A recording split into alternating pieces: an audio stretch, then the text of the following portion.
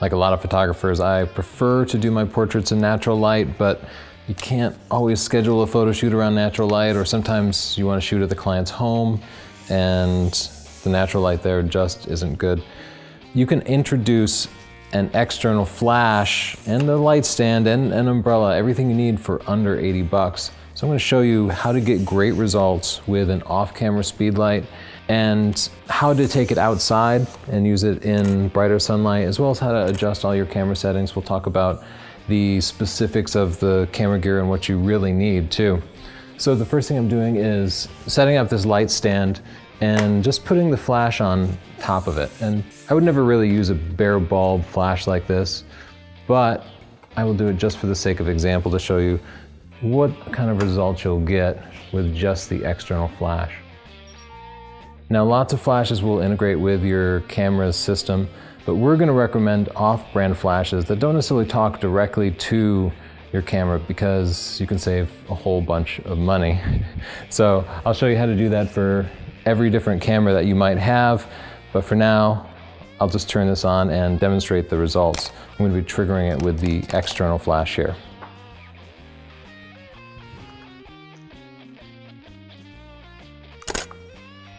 So right away we have a flash shot, but the flash is really hard. The shadows on her face are just hard lines, and the shadows are also really deep.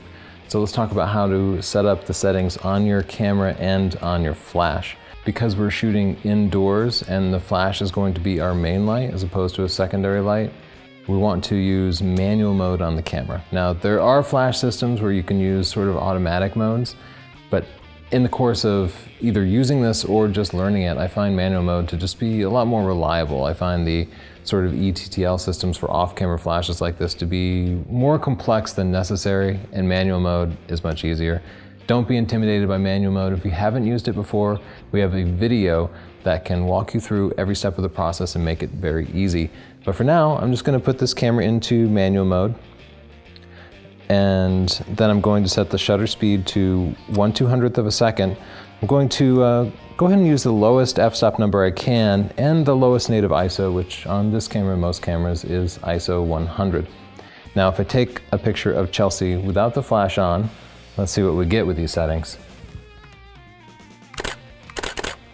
So as you can see, the shot is just black, and that's actually a good sign. That means the camera isn't getting enough ambient light to properly expose the photo. That means any sort of light we get on Chelsea is going to be coming from the flash.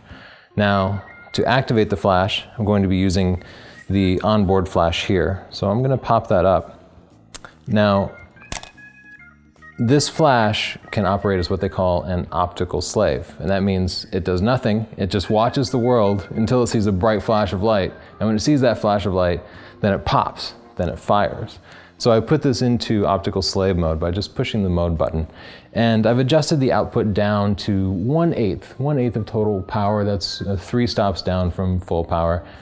There's nothing complex about that at all, nothing to be scared about. You just press the power output button until it's, 3 stops down from the full power.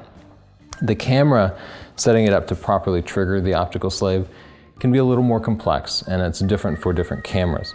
You will want to put your on-camera flash into manual mode and then set it to lowest power output, which is usually 1/128th full power.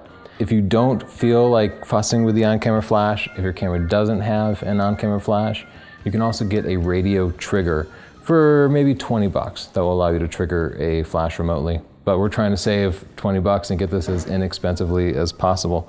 So now that I've configured my on-camera flash to trigger my optical slave here, we can pop another picture with the flash itself.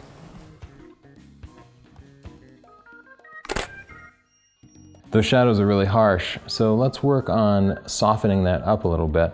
Stands like this come with an attachment that allow you to put an umbrella on, and in fact we bought this whole kit with the stand and the umbrella for about 30 bucks. So for now, I'm going to start with the easiest umbrella to use, which is a shoot-through umbrella. This attaches to the stand and goes between the light stand and the model. And what it will do is just catch the light coming from the flash and diffuse it. It will just bounce that flash around the room a little bit, adding a little bit of fill light, and it'll soften the light that does go onto Chelsea. So basically, this whole umbrella becomes the big light source. So I'm going to kind of point that down to Chelsea, and the closer I can get it to Chelsea, the softer the light is going to be. But of course, I don't want it jutting into the frame. This lighting setup resulted in very dramatic light with very deep shadows, not as hard as the bare bulb, but still only going to be appropriate if Chelsea's writing horror movies. So she's trying to be happy about this. So we're going to try to lighten the light up a little bit. And I can do that by casting some more light on the other side of her face. So by moving the flash a little more on axis, I can also raise this up so I'm actually shooting underneath the umbrella. This is more traditional portrait lighting. And by moving it over towards the camera more, we call that moving it on axis, because the axis is coming straight from the camera's lens. It's still a little bit off, so the light will be a little more interesting than just flat lighting. Let's try this again.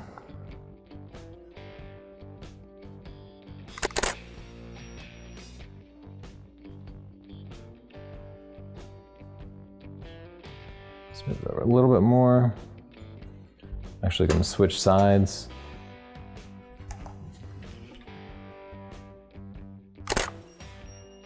So now the lighting is more pleasing, but the shadows are still really, really deep. There are a couple of ways to do that. You want to do it by adding in more fill light. So you could put a reflector below Chelsea, and that would help fill in the shadows by reflecting some of the flash back up. We have a whole separate video on using reflectors, so check that out. The way I'm going to show you how to do it is by adjusting the ambient light in the room and how much of it your camera gets. So we're in manual mode here, and if I make any settings that allow more light into the camera, the light from the flash is going to remain constant, but the camera will gather more room light. So one of the things I can do is to lower the shutter speed. Right now it's at 1/200th of a second. If I go down to 1/60th of a second, that should be enough to freeze any motion from Chelsea, but it will gather much more room light, 2.5 times more room light. I can also use a higher ISO. The ISO is the camera's sensitivity. So if I go from ISO 100 to ISO 400, that's going to be letting 4 times more light in addition to the 2.5 times more light I got from the slower shutter speed. So I'll take one more picture.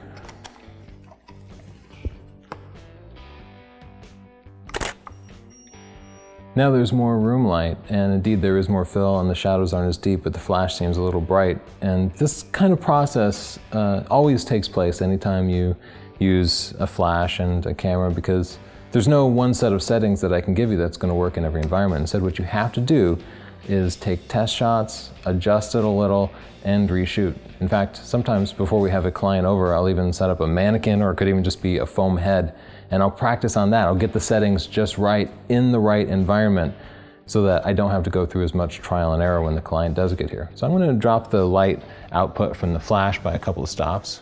If you get to the point where your flash is as low as it can go, you could always pull the flash farther away, because moving it farther will also reduce the amount of light that reaches your subject. Let's try again.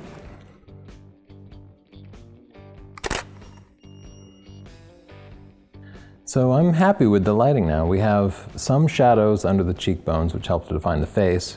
If there were no shadows, I'd want to use a faster shutter speed and a lower ISO to cut the amount of ambient light getting to the room.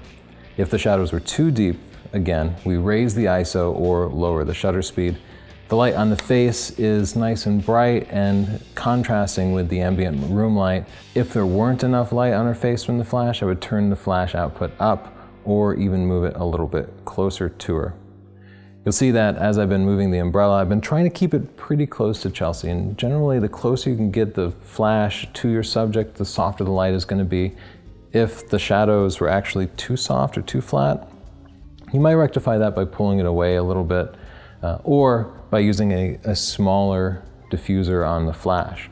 Let's take a look at a couple of the other umbrellas that come with this same light kit. They're pretty cheap. The other main umbrella that you'll see is a bounce umbrella, and it's different, distinctly different from a shoot-through umbrella in that it's reflective. So If you were to fire the flash into this with it set up like this, obviously all the light would be coming back here and you want it going towards the subject. So I'm going to take this umbrella out. By the way, this will happen on every single umbrella that you buy. All umbrellas are fairly cheap, even when you spend a lot on them. The cheap ones are especially cheap.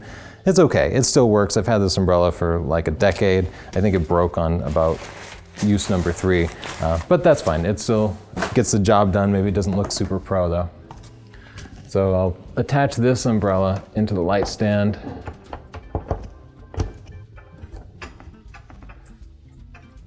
And then I've got to turn the whole thing around and of course angle it down towards the model.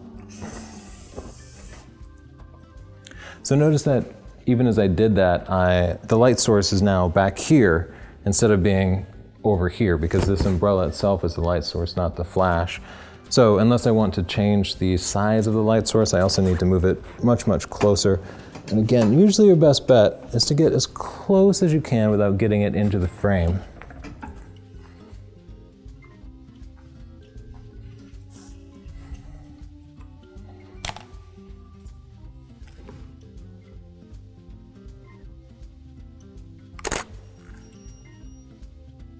You can see the quality of light from the reflected umbrella is a little bit different than it was with the shoot-through umbrella.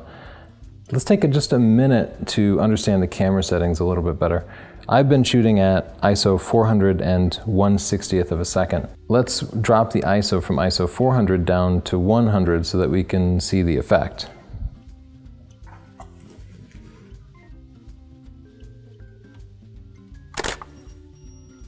As you can see, the whole image gets darker when you change the ISO, because the ISO affects both the strobe and your model and your subject.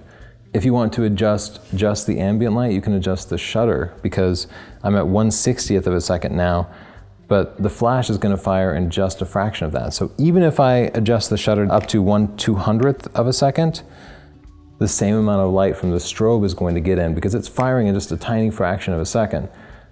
But it won't gather as much ambient light from the room. So shutting the shutter speed down, let's see how it looks.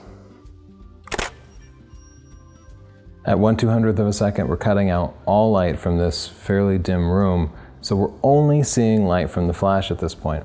There's one more light modifier I wanted to show you, which is my favorite. It's a little bit more expensive, but it includes an actual diffuser in it. So it works like the reflective umbrella, but then it has basically a built-in softbox. And they're quite portable and not nearly as expensive as a full softbox, and pretty easy to set up. So I'll take this off.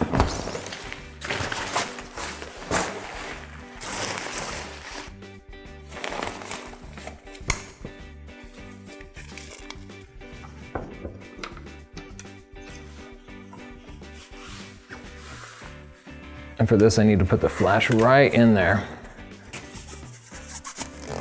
And then just seal this up as much as I can around the flash. Now I know this is going to lose some light, so I know I have to raise the output of the flash. I'm going to bring it back up to 1/8 power.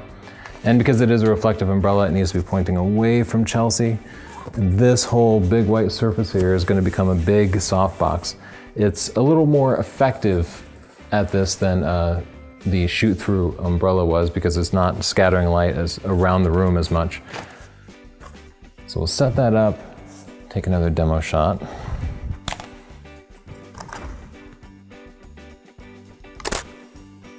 There we go, just gorgeous light. I think I want a little more of the ambient light in there because those shadows are too dark. So remember what I need to do? I need to lower that shutter speed and maybe raise the ISO. So I'm gonna go from 1/200th down to 1/60th of a second. And I'm also gonna raise the ISO back up to ISO 400. And I think the flash is gonna be too bright, but let's take another test shot. So we do see more detail in the shadows now, but as I predicted, the flash is too bright because I made the camera more sensitive by raising the ISO. So I'm gonna lower the output by 2 stops because I raised the ISO by 2 stops. So just going from 1/8 to 1/32. You don't have to be good at doing math with the stops. You just have to do a little trial and error. Just lower it down if it's too bright or raise it up if it's too dark. So we'll try this again. So there we have it, a really nice, professional looking environmental portrait done on a pretty low budget. So let's take it outside so we can see how to use these flashes in bright sunlight. We have really nice light out here, so I'm going to use the outside light, the sun and the shadows, as the main light. And for the time being, I won't use the flash at all. I'll keep that turned off. I'm just going to use auto exposure even. I'm putting it in aperture priority mode, selecting the lowest f-stop number, which is my typical way to shoot a portrait outside. And I'm going to use auto ISO and let the camera just take care of the rest. So first, a shot without the flash.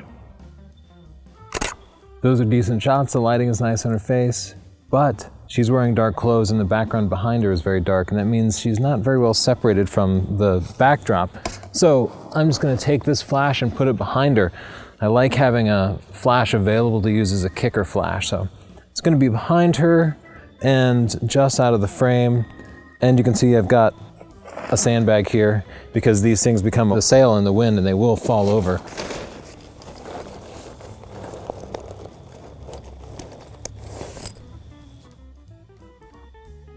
Try it again.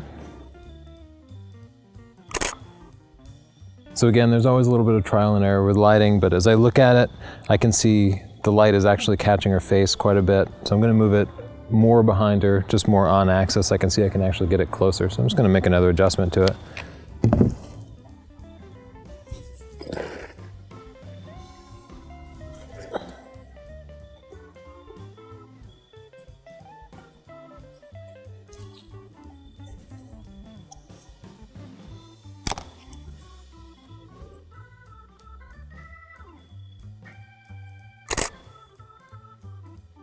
So that's not bad, we are getting there, but this light, it's just a little too much for my taste. She's separated from the background, but I wish there were a little less of that light.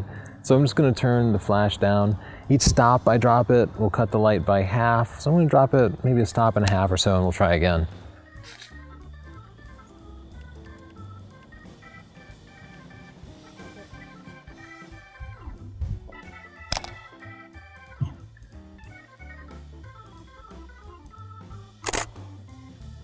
Now, I'm happy with that. I have a little bit of light setting her off from the background, but it's not overpowering. I think most people wouldn't even notice that it was there.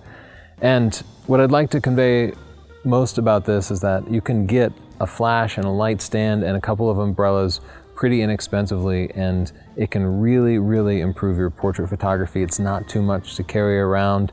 It doesn't have to be a technically complex problem either. You don't have to memorize settings or remember anything about stops or f-stops.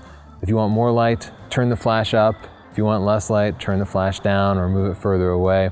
Figure out manual mode on your camera first, and that'll make your life much easier. But again, we have a video in Chapter 4 in Stunning Digital Photography can help you figure out manual mode too. I hope you liked this video. If you did, click like. If you want to see more free videos, 3 every week, click subscribe. And of course, check out our book, Stunning Digital Photography, which has more than 12 hours of videos just like this, walking you through step by step all the hard parts of photography and making it as easy as it can possibly be. Thanks.